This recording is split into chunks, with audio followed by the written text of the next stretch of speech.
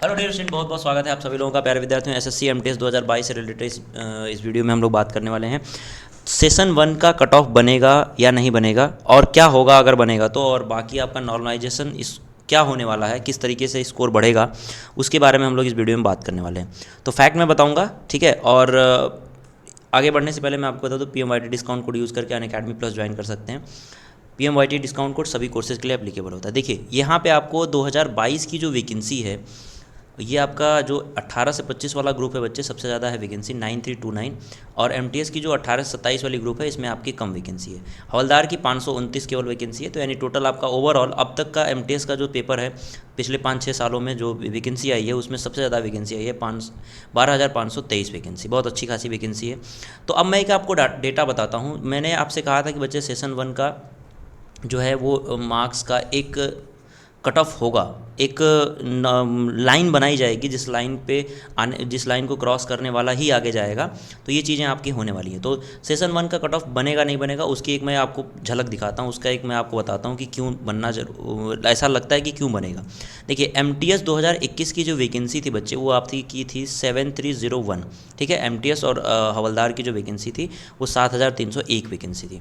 जब Tier 1 का result आया था, तो Tier 1 में जो पास हुए थे बच्चे, वो आप यहाँ पे देख सकते हैं, इतने बच्चे पास हुए थे, ठीक है। यानी कि 44,590 और 24,570 इतने बच्चे पास हुए थे। समझ में आ रही बात। अब हमने देखा बच्चे कि अगर हम इन दोनों को ऐड करें, आपकी वैकेंसी कितनी थी? आपकी वैकेंसी थी 7301, अभी आपने देखा पीछे, ठीक है। तो अब हम अगर ये देखें कि भाई कितने लोग जो है यहाँ पे पास हो रहे हैं, ठीक है, तो 44,590, ठीक है, और 24,570, इन दोनों को अगर हम ऐड करें तो बच्चे लगभग 69, ठीक है, 69,160 आ रहा है आपका, ठीक है। इतने जो है पास आउट किए गए थे, ठीक है। अगर हम इसको बच्चे 7301 है ना, 7301 से डिवाइड करें तो आपका लगभग आ रहा है, ये आपका लगभग बच्चे 8 टाइम्स, ठीक है, लगभग 8 टाइम्स आ रहा है ना, यही होगा, आप कर लीजिएगा जो भी हो, लगभग 8 टाइम्स ही है ना। तो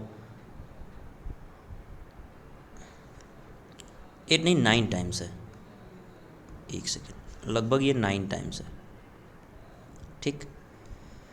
यानी इसी तरीके से एसएससी जो है एसएससी एमटीएस में 8 to 9 टाइम्स स्टूडेंट प्री के एग्जामिनेशन में पास होते हैं। अब यहाँ पे सेशन 1 और सेशन 2 कर दिया गया, तो सेशन 2 को जांचने के लिए, सेशन 2 में बच्चों की संख्या कम करने के लिए सेशन 1 में बच्चों को एक क्राइटेरिया बनाना ज़रूरी है। क्योंकि अगर हम देखें डियर स्टूडेंट, आप ये देखिए कि भाई MTS का जो सेशन 1 का एग्ज़ाम पेपर था, ठीक है, और जिसमें आपका क्वांट और रीजनिंग या फिर मैथ्स और रीजनिंग थी। अगर हम रीजनिंग में बात करें तो बच्चा आपका 90 से 100% जो है वो सही कर ले रहा है। मतलब 90 से 95 तो मान के चलिए कि आपका हर बच्चा लगभग कर ले रहा है जो तैयारी कर रहा है। अब क्वांट में भी वही है, क्वांट का पेपर बहुत ज़्यादा टफ नहीं था। तो बच्चे अगर हम एक डेटा देखें तो अगर इसका आपका अलग से कट ऑफ नहीं बनता है, इसका अगर अलग से कुछ नंबर नहीं डिसाइड किया जाता है, तो लगभग अब 22 लाख बच्चों ने एग्ज़ाम दिया, 22 से 23 लाख, आपको पता है कि अटेंडेंस रही थी MTS की। तो इसके बाद जो है 15 से 16 लाख बच्चे पास हो जाएंगे। अगर हम केवल इसको पासिंग रखते हैं, 30% रखते हैं, 30% में तो बहुत ज़्यादा बच्चे पास हो जाएंगे। तो इसलिए सेशन 2 में बच्चों की संख्या कम करने के लिए, चूँकि हम यहाँ पे देखा हमने कि 12,000 वैकेंसी है, तो 12,000 का अगर हम 9 गुना करें, ठीक है, 12,000 के 9 गुना करें बच्चे, तो 12 9 108, यानी कि लगभग 1,10,000 बच्चे जो हैं वो यहाँ पे पास होंगे। 1,10,000 अगर हमें पास करना है, 1,10,000 का डेटा हम लेते हैं, ये मैं एग्जैक्ट नहीं बता रहा हूँ, लेकिन एक एवरेज मान के चलता हूँ जो हर साल होता है। तो 1,10,000 का अगर हम डेटा लेते हैं तो बच्चे यहाँ पे 1,10,000 बच्चे करने हैं, यहाँ से 22 से 23 लाख से 1,10,000 करना है। तो प्यारे विद्यार्थियों, हमें क्या करना पड़ेगा, सेशन 1 का कोई ना कोई आपका एक फिक्स कट ऑफ बनाना पड़ेगा ही, ठीक है, इसी हिसाब से बन सकता है। तो यहाँ पे आप देख सकते हैं सेशन 1 का जो कट ऑफ हो, जिसमें क्वांट और रीजनिंग होगी आपकी 120 नंबर का है बच्चे, है ना। तो इसमें आप देख सकते हैं कि 82 से 87 के बीच में यूआर की कैटेगरी में कट ऑफ हो जाएगी अगर बनेगी तो।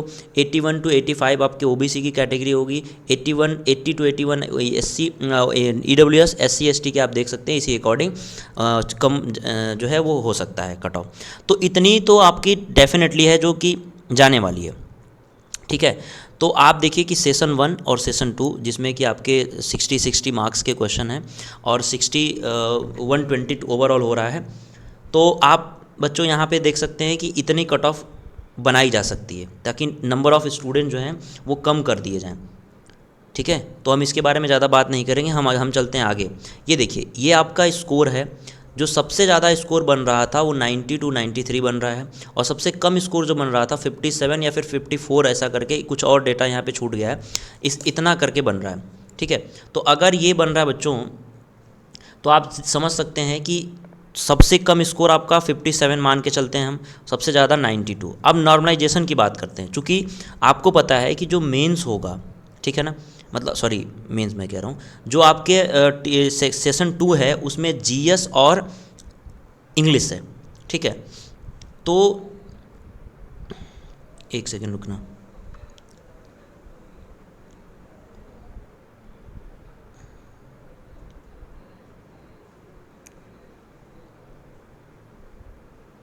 देखिए सॉरी, थोड़ा सा वो फंस गया था, पेन नहीं चल रहा था।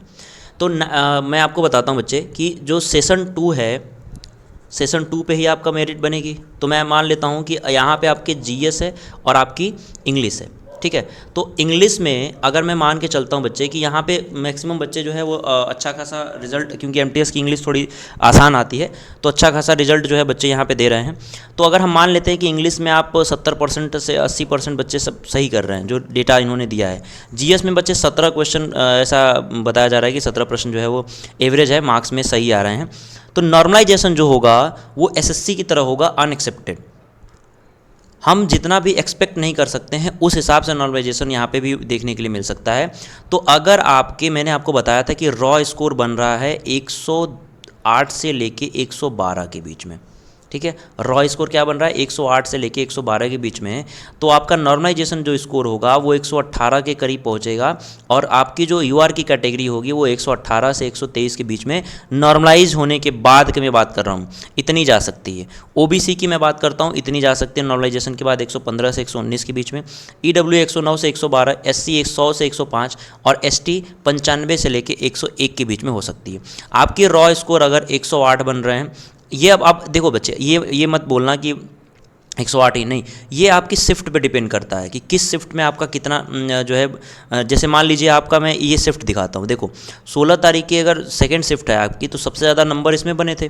तो अगर 16 तारीख के सेकंड शिफ्ट में आपका 108 बन रहा है, तो वहाँ पे आपके बहुत ज़्यादा नंबर नहीं बढ़ने वाले हैं, यानी कि 118 नंबर तक आप नहीं पहुँच पाओगे।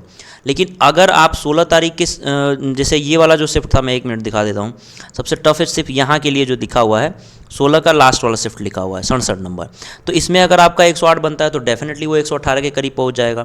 तो नॉर्मलाइजेशन के बाद का स्कोर मैं लिख रहा हूँ एक डेटा के हिसाब से कि भाई 118 से 123 के बीच में आपको डेटा देखने के लिए मिल सकता है। ओबीसी 115 से 119 के बीच में नॉर्मलाइजेशन होने के बाद, ठीक है, क्योंकि नॉर्मलाइजेशन में नंबर बहुत अच्छे खासे बढ़ते हैं। पिछली बार भी हमने देखा था कि बहुत अच्छा खासा नंबर इंक्रीज हुआ था। तो इतना स्कोर आपका बन सकता है नॉर्मलाइजेशन के बाद, ठीक है। और सेशन 1 का कट ऑफ डेफिनेटली बनने के चांसेस बहुत ज़्यादा हैं, तो ये उसकी कट ऑफ होगी। तो प्यारे विद्यार्थियों, उम्मीद है कि आपको इस वीडियो में वो डाउट आपके जो हैं कि सेशन 1 में बनेगा नहीं बनेगा और क्लियर हो गया होगा। और आप अभी एसएससी की तैयारी अगर कर रहे हैं, 2024 टारगेट कर रहे हैं या फिर एमटीएस 2023 टारगेट कर रहे हैं, तो आप अनअकैडमी प्लस ज्वाइन कर सकते हैं। यहाँ पर आपको क्लासेस तो मिलेंगे ही, साथ में आपको नोट्स प्रोवाइड कराया जाएगा। ये नोट्स आपके एग्जामिनेशन के लिए बहुत ज़्यादा इंपॉर्टेंट होने वाले हैं। तो उम्मीद है कि आप अपनी तैयारी कर रहे होंगे और 2023 आपके लिए एक अच्छा साल होगा, नौकरी का साल होगा। Thank you so much, bye bye.